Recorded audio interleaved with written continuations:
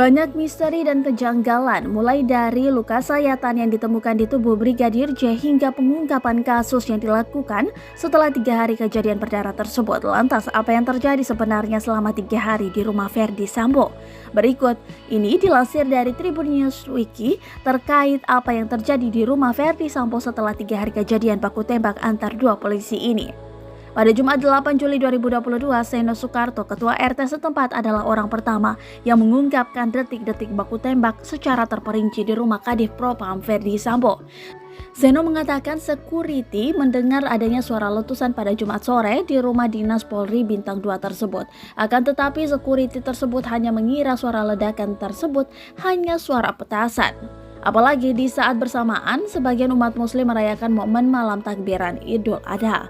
Selama ini, ungkap Seno, kompleks Polri atau tempat tinggal itu sering merayakan momen hari besar dengan memasang petasan.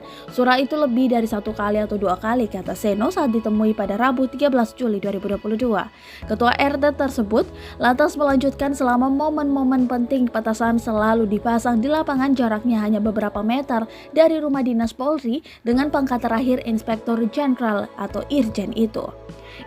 Suara petasan sangat jelang hari besar. Biasanya petasan saya taruh di pos saya belakang sudah untuk diledakkan sehingga sekitar masyarakat atau sekitar kompleks pada lihat, terang dia.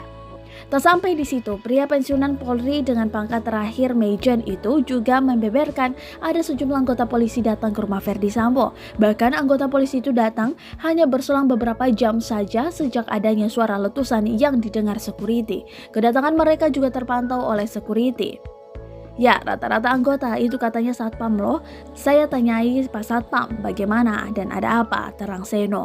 Security tersebut bahkan sempat ditegur Seno lantaran tak menanyakan alasan kedatangan sejumlah anggota Polri ke kediaman Verdi Sambo. Security tersebut hanya menjawab takut dan khawatir salah apabila menanyakannya.